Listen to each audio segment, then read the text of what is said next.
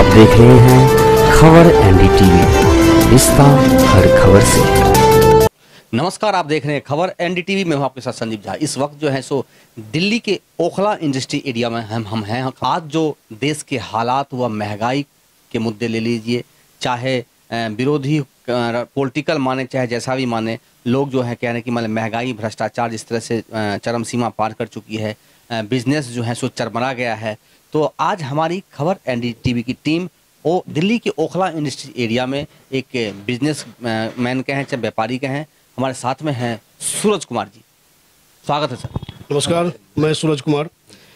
Sir, आपका सवाल जो है उसमें आप भी महसूस कर रहे होंगे जो कोरोना के बाद की जो कंडीशंस बनी है, उसके बाद एक तो हम लोगों की कंडीशंस जो थी वो नोटबंदी के बाद से हम लोग की कंडीशन बहुत बुरी हालत में हो गई थी। क्योंकि जो कंडीशंस बन गई थी उस समय, नोटबंदी की बात हम करें तो उस समय जो कंडीशन बन गई थी, उस कंडीशन के बिहाफ पे तो जो कंडीशंस नोटबंदी के बाद से हम लोगों ने फेस किया, सबको पता है सर। नोटबंदी के बाद जो कंडीशन बनी थी उसके अंदर हर इंसान, चाहे गरीब हो या अमीर हो, सभी एक लाइन में लगे हुए थे। तकरीबन 3 महीने तो हम लोगों के पास कोई रोजगार नहीं हुआ। उस कंडीशन में लोग लगे हुए थे अपने नोट को बचाने के चक्कर में। उसमें हमें रोजगार कौन देगा? हमारी इंडस्ट्री, हम जैसे लोगों की इंडस्ट्री, ये आज कंडीशंस बन गई है कि टूटती जा रही है। अब एक चीज़ देखें, वो जो कंडीशंस हुआ उसके बाद थोड़ा बहुत हमें लगा कि हम संभल सकते हैं। उसके बाद जीएसटी आ गई। ठीक है, मैं ये नहीं कहता जीएसटी गलत है। जीएसटी गवर्नमेंट ने उसको पारित किया है तो इज द बेस्ट, तभी उन्होंने पारित किया है। लेकिन किसी भी नई चीज़ को समझने के लिए टाइम पर्सन को चाहिए होता है। उसके बाद कुछ फ्लेक्सिबिलिटी देनी चाहिए होती है, जिसके बिहाफ पे आदमी उस चीज़ों को समझे। जो आदमी कभी आज तक अपने बैंक को प्रॉपर देखा नहीं होगा, उसने जीएसटी भरने की कंडीशन बन गई। जो एक हम रिक्शे वाले की बात कर रहे हैं, नॉर्मल आदमी की बात कर रहे हैं, जो छोटे छोटे व्यापार करते हैं, उनको भी जीएसटी के दायरे में आना पड़ गया। उसके बिहाफ पे उनके खर्च भी बढ़े और उनको सिस्टम समझ में ना आने की वजह से वो कई बार डिफॉल्टर भी होते चले गए। तो एक तो कंडीशन वहाँ खराब हो गई, वहाँ मार्केट की स्थिति जो उठ रही थी वो भी खत्म हो गई। फिर जो रही सही कसर थी, फिर भी किसी तरह से अपने आप को हम लेके चल रहे थे।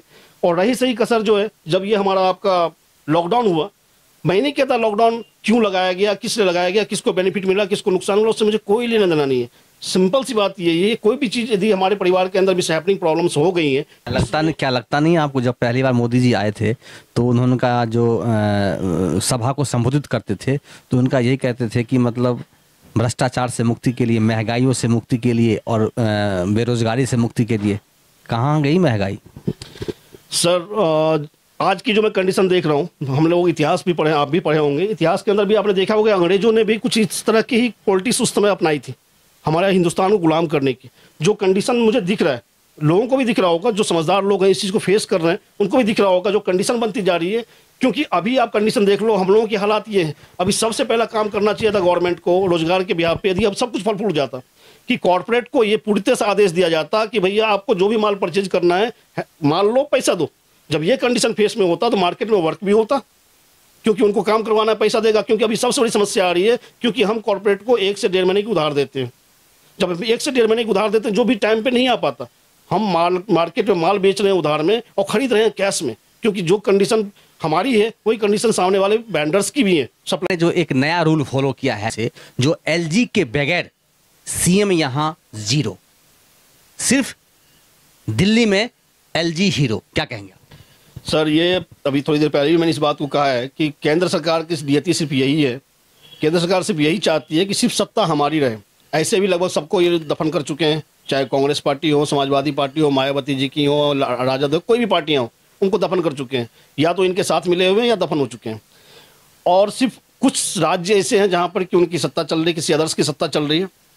तो अपने आप को देश के अंदर पूरी तरीके से कॉन्फिडेंशली अपनी हरकत करने के लिए रोकने वाला अभी है। इस चीज़ को ख़त्म करना चाहते हैं ये, चाहे केजरीवाल जी की सरकार, मैं समझता हूँ ठीक किया उन्होंने काम। मैं तो कहीं उनको गलत नहीं देखा रियलिटी में। मैं ये नहीं कि मैं कांग्रेस की बात कर रहा हूँ, बीजेपी की बात कर रहा हूँ, या कि आम आदमी पार्टी की, मैं एज ए पर्सन की बात में कर रहा हूँ। उसके बिहाफ पे आम आदमी पार्टी ने अपने हिसाब से ठीक काम करने की कोशिश किया है, जो उनकी अपनी कैपेबिलिटी है। अभी तक जो निगम पार्षद के रूप में बात करें तो मैक्सिमम संख्या बीजेपी की है, मेरे को जहाँ तक पता है। तो सर, यदि कोई भी चीज़ आपके पास आ रही है, आप उसको पा रहे हो और उससे आप फ़ायदा उठा रहे हो, चाहे आप अपने आप को शो करने के लिए फ़ायदा उठा रहे हो, अभी भैया तो ये राशन पकड़, मुझे वोट दिए, या तो इस बिहाफ पे आप लेके चल रहे हो, तो वो बीजेपी कर रही है। दूसरी चीज़, या तो कई लोग ऐसे भी होंगे जो सब प्रोडक्ट को बेचते भी होंगे, पॉसिबिलिटी है। तो यदि ये बंद हो जाता है, यदि इस पे केजरीवाल सरकार इस पे अपनी कोई रोकने के लिए अपनी कोई टीम गठित करती है, जो उनके लिए परेशानी की सबब है बीजेपी की, क्योंकि आगे इलेक्शन आने वाला है। यदि ये खुलासा हो गया तो अभी वो कहते हैं केजरीवाल जी ने इतने करोड़ रुपए का घोटाला करके हमें लेबरों को नहीं दिया, कल के डेट में उनको ये लगता है कि केजरीवाल ना ये कह दे कि भैया इन्होंने राशन सारा खा गए। इसलिए, और इनकी मंशा में तो पहले से ही है, इनकी मंशा में तो पहले से ही है कि हम पूरे देश के ऊपर एक छत्र राज्य करें। ये हमारे साथ में थे सूरज कुमार जी, जो बिजनेसमैन हैं, ओखला इंडस्ट्री एरिया में इनका कारोबार है।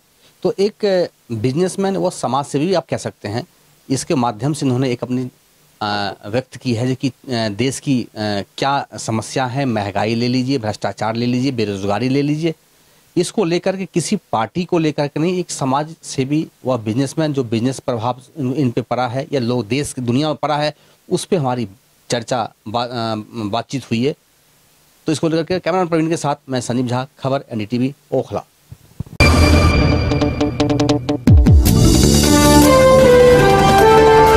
आप देख रहे हैं खबर NDTV, रिश्ता हर खबर से।